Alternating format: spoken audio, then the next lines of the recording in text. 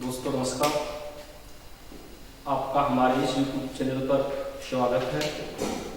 आज हम भूगोल सब्जेक्ट की बात करेंगे।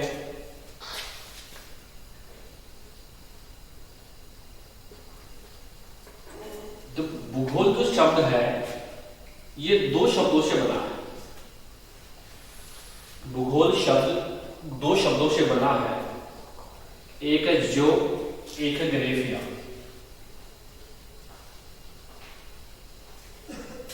जिसमें देखो जो का अर्थ होगा पृथ्वी और ग्रेफिया का अर्थ होगा वर्णन करना। जो का तो पृथ्वी और ग्रेफिया का अर्थ वर्णन करना। इस प्रकार हम कह सकते हैं कि भूगोल का जो अर्थ है वो है पृथ्वी का वर्णन करना या पृथ्वी की व्याख्या करना।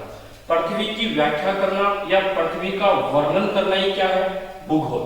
देखो बात आती है पहली बार ज्योग्राफिया शब्द का प्रयोग।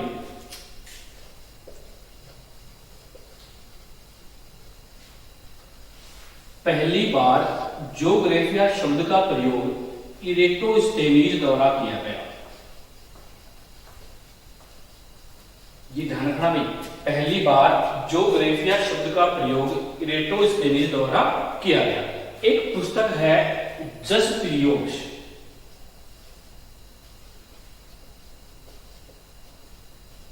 इस जसपीरियोड्स का अर्थ होगा पृथ्वी का वर्णन।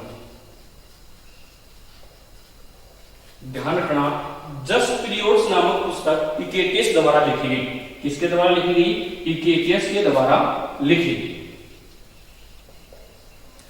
इस जसपीरियोड्स नामक पुस्तक में पहली बार पृथ्वी का क्रमबद्ध अध्ययन किया गया। पृथ्वी का क्रमबद्ध अध्ययन इस जसपीरियोड्स नामक पुस्तक में किया गया या वर्णन किया गया। इसीलिए हिकेटियस को भूगोल का जनक कहा जाता है। ध्यान रखना भाई, भूगोल का जनक किसे कहेंगे? हिकेटियस को। लेकिन व्यवस्थित भूगोल का जनक पूछे वो कहेंगे इरेटोस्थेनीज को। क्यों कहेंगे?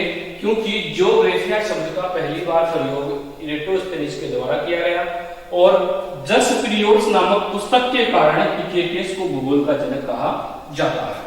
अब हम बात करेंगे पृथ्वी का वर्णन करना या पृथ्वी की व्याख्या करना ही क्या है? भूगोल। तो मैं बात करूं पृथ्वी की। पृथ्वी को उच्चावच की दृष्टि से तीन भागों में बांटा गया है।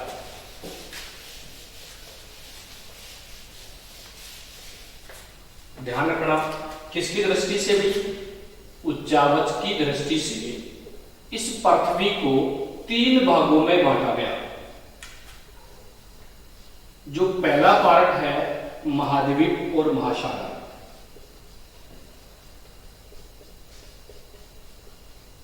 जो दूसरा पार्ट है पर्वत, पठार, मैदान, झील और नदी। तीसरा जो पार्ट आएगा घाटी व डेल्टा। घाटी व डेल्टा। इस प्रकार उच्चावच की दृष्टि से पृथ्वी को हमने तीन भागों में बांट लिया। अब बात यह आती है कि उच्चावच कहेंगे किसे? धरातल पर ऊंचाई और निचाई के प्रतिरूप को क्या कहते हैं? उच्चावच। कहने का मतलब धरातल पर कहीं उबड़ है, कहीं पर खाबड़ है, कहीं पर पर्वत है, कहीं पर पठार है, कहीं पर मैदान है। इन सभी के सम्मिलित रूप को क्या कहेंगे? उच्चावच। तो उच्चावच की दृष्टि से पृथ्वी को तीन भागों में बांट लिया। अब कई बार दिक्कत ये होती है कि मैदान, पठार, पहाड़ी, पहाड़, पर्वत में क्या अंतर होता है? तो ध्यान रखना, मैदान, पहाड़ी, पहाड़, पर्वत।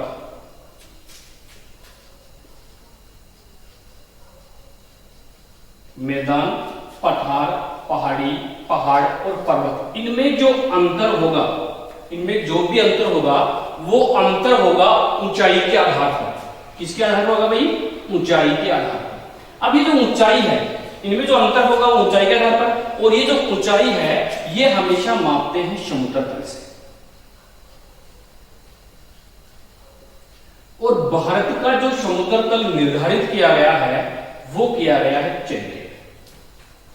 ये देखना, इनमें जो अंतर होगा किसके आधार पर होगा? ऊंचाई के आधार पर। ऊंचाई कहां से मापेंगे? समुद्र तल से। और भारत का समुद्र तल कहां?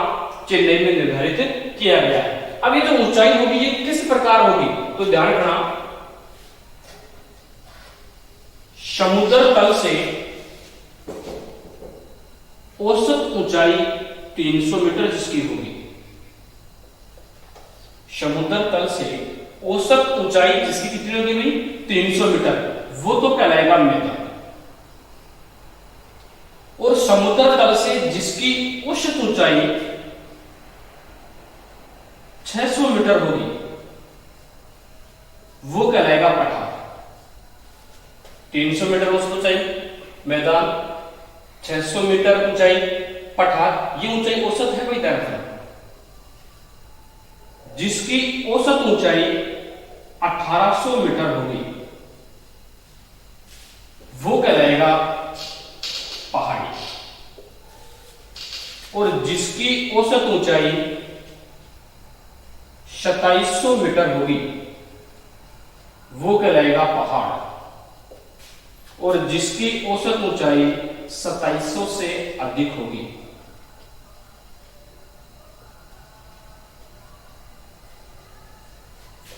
वो कहलाएगा पर्वत। वो क्या कहलाएगा?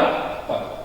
तो ये देखना, इनमें जो अंतर होता है मैदान में, पठार में, पहाड़ी में, पहाड़ में और पर्वत में, जो अंतर होगा वो होगा ऊंचाई के आधार पर। ऊंचाई मापेंगे समुद्र तल से। भारत का समुद्र तल कहां? चेन्नई। अब बात यह आई कि जो ऊंचाई होगी किस प्रकार होगी? समुद्र तल मान लिया, समुद्र तल से जिसकी औसत ऊंचाई 300 मीटर होगी, कितने मीटर होगी? 300 मीटर, वो क्या कहलाएगा? मैदान। जिसकी समुद्र तल से औसत ऊंचाई 600 मीटर होगी, वो क्या कहलाएगा? पठार। जिसकी औसत ऊंचाई 1800 मीटर होगी, वो क्या कहलाएगा? पहाड़ी। जिसकी 2700 मीटर औसत ऊंचाई होगी, वो क्या कहलाएगा? पहाड़। और 2700 से अधिक होगा, वो क्या कहलाएगा? पर्वत। जिस प्रकार एक बात करूं मैं अरावली पर्वतमाला की,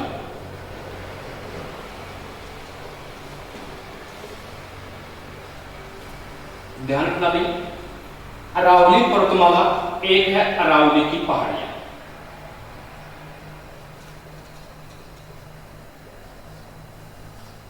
एक बात ध्यान देना भी, हमने यहां पर पढ़ा था कि जिसकी ऊंचाई 2700 से अधिक होगी पर्वत कहेंगे, जिसकी ऊंचाई 1800 मीटर रहेगी पहाड़ी कहेंगे। यहां तो दो बात आ गई, इधर तो इसे ही पर्वतमाला कह रहे हैं और इसे क्या कह रहे हैं? पहाड़ी कह रहे हैं। तो याद रखना, ध्यान रखना, जिस समय ये अरावली विश्व की सबसे प्राचीनतम पर्वतमाला है भाई, विश्व की सबसे प्राचीन। जब इस अरावली का निर्माण हुआ उस समय इसकी औसत ऊंचाई थी 2800 मीटर। कितनी थी? 2800 मीटर। जब अरावली का निर्माण हुआ उस समय इसकी औसत ऊंचाई थी 2800 मीटर। लेकिन हम ये भी पढ़ते हैं कि अरावली पर्वतमाला एक अवशिष्ट पर्वतमाला है। अरावली पर्वतमाला ये क्या है? अवशिष्ट। अवशिष्ट का मतलब बचा हुआ। पहले वाली जो अरावली थी, अब वाली अरावली उसका बचा हुआ प्रतिरूप है। मतलब अब उसकी औसत ऊंचाई है 930 मीटर। पहले कितनी थी? 2800। अब कितनी है? 930। यदि 2800 काउंट करेंगे तो क्या कहेंगे? पर्वत। यदि मैं 930 काउंट करूं तो क्या कहूंगा? पहाड़ी। तो अब क्या कहेंगे? अरावली की पहाड़ी। पहले क्या कह रहे थे? अरावली पर्वतमाला।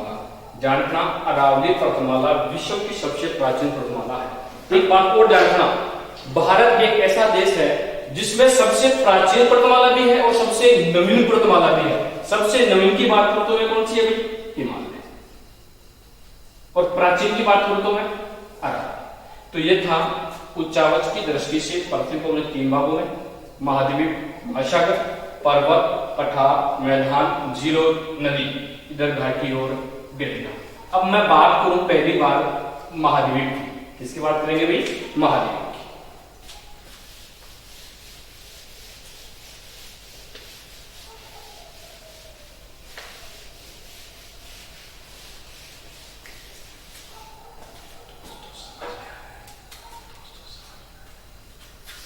देखो, बात करें महाद्वीप की,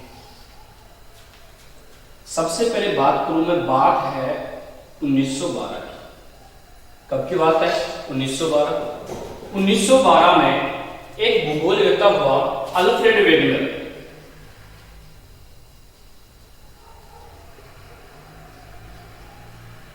अल्फ्रेड वेगनर ने 1912 में एक सिद्धांत दिया, महाद्वीपीय प्रवाह सिद्धांत।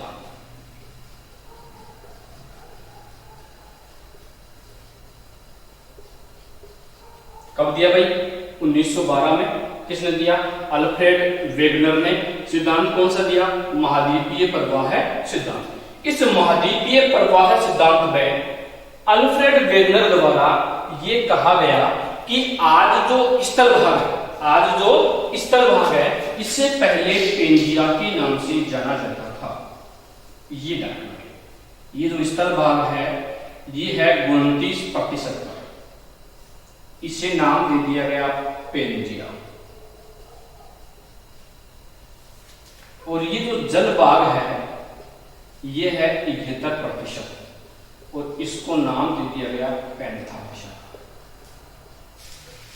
आपसे पूछा जाए कि 1912 में अल्फ्रेड वेगनर द्वारा सिद्धांत कौन सा दिया गया? महाद्वीपीय प्रवाह सिद्धांत। महाद्वीपीय प्रवाह सिद्धांत के अनुसार स्थल भाग क्या कहलाया? पेंजिया। जल भाग क्या कहलाया? पैंथालिशा। स्थल भाग कितना परसेंट?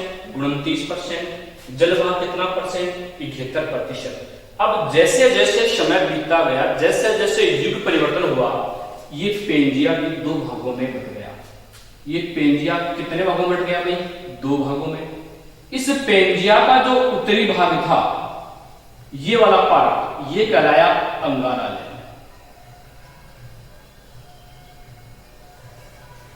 पेंजिया का उत्तरी जो भाग था क्या कहलाया? अंगारा लैंड। और ये जो दक्षिणी भाग है ये कहलाया गोंडवाना लैंड।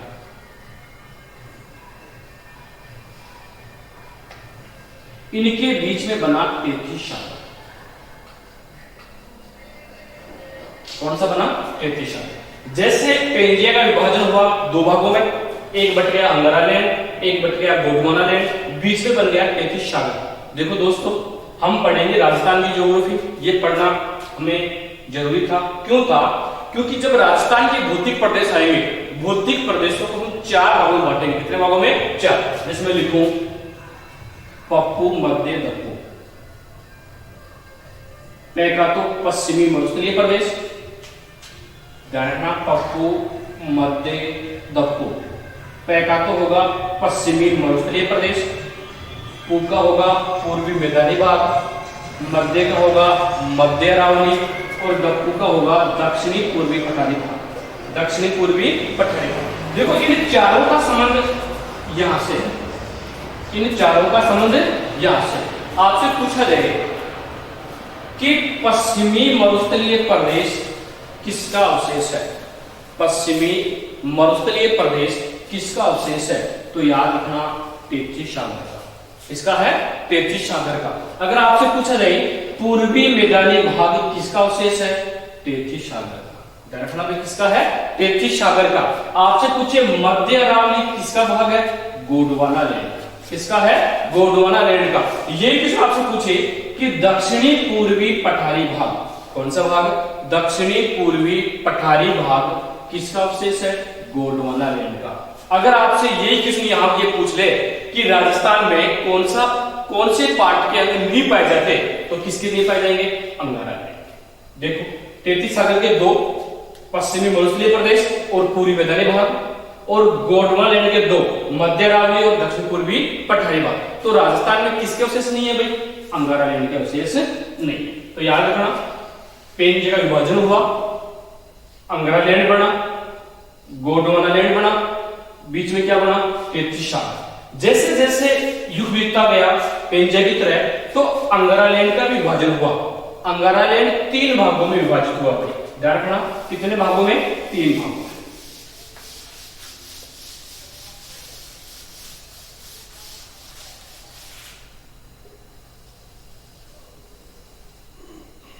जो पहला पार्ट बना, ये बना आपका एशिया।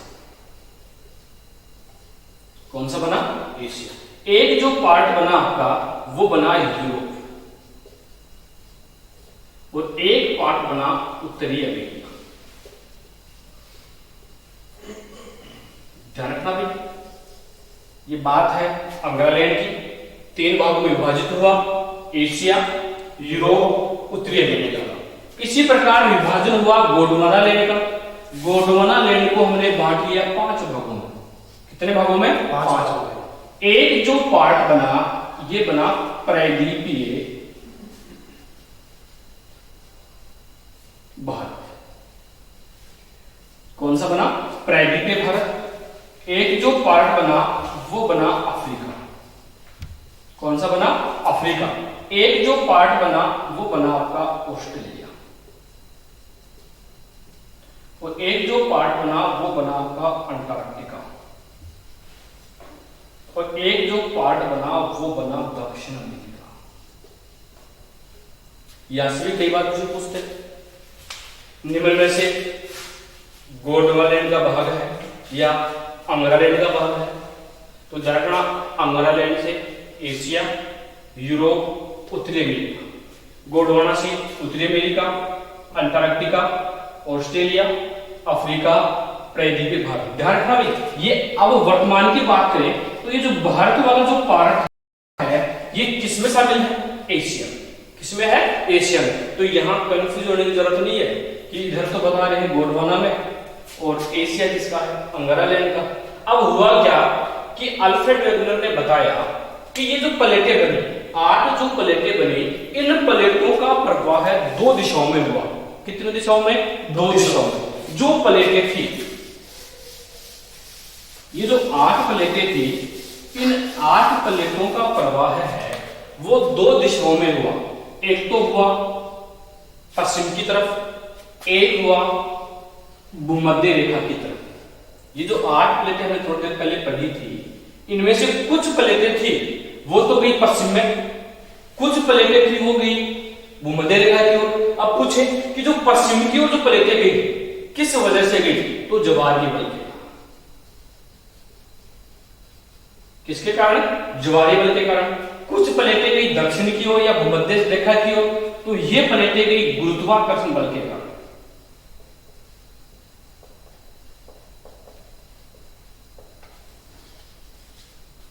गुरुत्वाकर्षण बल के कारण कुछ प्लेटें भूमध्य रेखा की ओर, ज्वारीय बल के कारण कुछ प्लेटें पश्चिम की ओर। कई बार पूछता है कि पश्चिम की ओर प्लेटें गई उत्तरी अमेरिका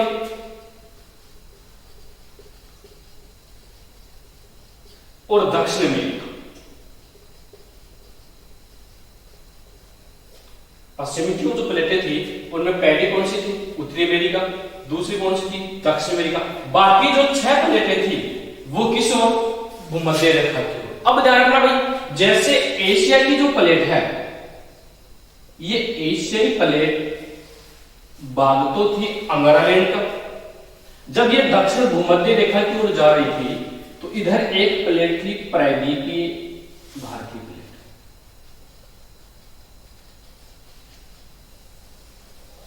कहा जाता है जब एशिया की प्लेट भूमध्य रेखा की ओर जा रही थी गुरुत्वाकर्षण बल के कारण, तो दोनों प्लेटों में आपस में टकराव हुआ। जब दोनों प्लेटें आपस में टकराई, जब 2 वस्तु आपस में टकराएंगी तो एक वस्तु दूसरी वस्तु के ऊपर, तो जब जो भाग ऊपर उठा, जब एशिया प्लेट और प्रायद्वीपीय भारतीय प्लेट आपस में टकराई तो जो भाग ऊपर उठा इसी भाग को हमने नाम दे दिया हिमालय। क्या नाम दे दिया? हिमालय। तो ध्यान रखना, एशिया और प्रायद्वीपीय भारतीय जो प्लेट है, दोनों प्लेटों का जो मिलन होगा वो किस पर्वतमाला से? हिमालय से। हिमालय को पढ़ेंगे हम 4 भागों में, जब पढ़ेंगे भारत का भूगोल उसमें पढ़ेंगे, तो इस हिमालय की जो सबसे उत्तरी प्लेट है वो है या भाग है ट्रांस हिमालय। ये ट्रांस हिमालय तो पड़ेगा अंग्रालैंड का भाग। बाकी जो 3 प्लेटें, 3 जो भाग आएंगे वो किसमें आएंगे? गोंडवाना लैंड। ये डाटा और ये ट्रांस हिमालय भाग में नहीं है, चीन के हिस्से में है। तो जो 3 प्लेटें हैं वो तो गोंडवाना लैंड की बनेगी और एक जो बचेगा वो किसका बनेगा? अंग्रालैंड का। तो दोनों प्लेटों का मिलन किससे होगा भाई? हिमालय से। यहां पर इसका जुड़ाव। तो अब प्लेटें 8 थी, अब कितनी बची? 4। क्योंकि एशिया और प्रायद्वीपीय भारतीय प्लेट दोनों में क्या हो गया, मिलन हो गया। तो अब जो प्लेटें बची 7, इन्हीं को क्या नाम दे दिया गया, सात महाद्वीप। क्या नाम दे दिया गया, सात महाद्वीप। क्या नाम दे दिया गया, सात महाद्वीप। अब जो महाद्वीप हैं वो कौन कौन से हैं वो देखो। एक तो आपका एशिया, हम बात कर रहे थे महाद्वीपों की। महाद्वीप कितने हैं भाई, 7। देखो ये महाद्वीप तो है एशिया, यहां है यूरोप, ये है अफ्रीका, ये है उत्तरी अमेरिका, और ये है दक्षिण अमेरिका, ये है ऑस्ट्रेलिया, और ये है आपका अंटार्कटिका। महाद्वीप कितने थे भाई, 7। देखो कई बार एग्जाम पूछ लेता है महाद्वीपों का क्रम पूछ लेता है जनसंख्या में या क्षेत्रफल में। तो बात करूं मैं क्षेत्रफल की, क्षेत्रफल की दृष्टि से महाद्वीपों का क्रम, देखो एक क्रम चलता है, मैं ये 2 लाइनें बनाऊं, ये डायग्राम। क्षेत्रफल की बात करूं तो ये 2 चीज रखा है, मतलब पहला कौन सा, एशिया, बाद में अफ्रीका, बाद में उत्तरी अमेरिका, बाद में दक्षिण अमेरिका, बाद में अंटार्कटिका, बाद में यूरोप, और बाद में ऑस्ट्रेलिया। क्षेत्रफल की दृष्टि से महाद्वीपों का जो क्रम है, सबसे बड़ा एशिया, बाद में अफ्रीका, बाद में उत्तरी अमेरिका, बाद में दक्षिण अमेरिका, बाद में अंटार्कटिका, बाद में यूरोप, और बाद में ऑस्ट्रेलिया। सबसे बड़ा तो कौन सा आया, एशिया, छोटा कौन सा आया, ऑस्ट्रेलिया। ये क्रम था किसमें, क्षेत्रफल में। अगर ये क्रम पूछ लिया हमें जनसंख्या में, तो याद रखना है एशिया, अफ्रीका, यूरोप, उत्तरी अमेरिका, दक्षिण अमेरिका, ऑस्ट्रेलिया, अंटार्कटिका। ये डाटा थोड़ा सा क्रम चेंज होगा। क्षेत्रफल में दोबारा देखना, एशिया, अफ्रीका, उत्तरी अमेरिका, दक्षिण अमेरिका, अंटार्कटिका, यूरोप, ऑस्ट्रेलिया। लेकिन ये क्रम पूछे जनसंख्या में, तो क्या बताओगे, एशिया, अफ्रीका, यूरोप, उत्तरी अमेरिका, दक्षिण अमेरिका, ऑस्ट्रेलिया, अंटार्कटिका। तो क्षेत्रफल में सबसे बड़ा कौन सा भाई, एशिया, छोटा कौन सा, ऑस्ट्रेलिया। जनसंख्या में सबसे बड़ा एशिया और छोटा अंटार्कटिका। ये तो बात हो गई विश्व की। अब मैं बात करूं देशों की, तो बात होगी महाद्वीपों की सबसे बड़ा और सबसे छोटा। मैं बात करूं देश की, क्षेत्रफल की दृष्टि से विश्व का सबसे बड़ा देश तो रूस। कौन सा है, रूस। बड़ा है, छोटा पूछे तो वेटिकन सिटी। कौन सा है भाई, वेटिकन सिटी। ध्यान रखना, पहली बात महाद्वीपों की, क्षेत्रफल में सबसे बड़ा एशिया, छोटा ऑस्ट्रेलिया। फिर बात आई देश की, सबसे बड़ा रूस, उसके बाद में वेटिकन सिटी। छोटा वेटिकन सिटी है, सबसे बड़ा रूस है। अगर आपसे पूछे कि क्षेत्रफल की दृष्टि से विश्व में भारत का स्थान कौन सा है, तो 7। कौन सा है, 7। ठीक है। अब बात यह है, हमने महाद्वीपों की बात कर ली, देशों की बात कर ली, भारत की बात कर ली। अब बात यह है कि भारत में क्षेत्रफल की दृष्टि से सबसे बड़ा राज्य कौन सा है, राजस्थान। कौन सा है, राजस्थान। कब बना था, 1 नवंबर 2000। क्षेत्रफल की दृष्टि से भारत का सबसे बड़ा राज्य राजस्थान बना, यह बना 1 नवंबर 2000। क्यों, ऐसा क्या हुआ इस दिन सबसे बड़ा बना, तो याद रखना मध्य प्रदेश से छत्तीसगढ़ अलग हुआ। इसका मतलब क्या हुआ, 1 नवंबर 2000 से पहले सबसे बड़ा कौन सा था, मध्य प्रदेश। लेकिन जैसे ही छत्तीसगढ़ को अलग कर दिया गया, कौन सा हो गया, राजस्थान। छोटा कौन सा है भाई, गोवा। क्षेत्रफल में सबसे बड़ा कौन सा, राजस्थान, और छोटा कौन सा, गोवा। देखो महाद्वीप हो गए, देश हो गए, राज्य हो गए। मैं बात करूं जिलों की, किसकी बात करूं, जिलों की। तो क्षेत्रफल की दृष्टि से भारत का सबसे बड़ा जिला, भारत की बात कर रहा हूं मैं, भारत का सबसे बड़ा जिला कौन सा है, कच्छ, और सबसे छोटा है माहे। ध्यान रखना, ये माहे जिला तो है पुडुचेरी का, जिला तो किसका है? पुडुचेरी का, लेकिन माहे का जो क्षेत्र आता है वो केरल के अधीन आता है। केरल के क्षेत्र के अंतर्गत ये माहे आता है। तो पूछे माहे किस जगह है, तो केरल में। जिला किसका है? पुडुचेरी का। ये देखना, सबसे बड़ा कौन सा? कच्छ, छोटा कौन सा? माहे। अब देखना राजस्थान की बातें। राजस्थान में क्षेत्रफल की दृष्टि से सबसे बड़ा जिला तो कौन सा? जैसलमेर। और सबसे छोटा कौन सा? धौलपुर। कौन सा है? धौलपुर। ध्यान रखना, जैसलमेर बड़ा है और धौलपुर छोटा है। तो ये थी आपकी एक भूगोल की सामान्य बात। अब कल से जो शुरू करेंगे हम अगले कंटेंट में, नए कंटेंट के साथ, वो होगा राजस्थान का भूगोल। कौन सा होगा? राजस्थान का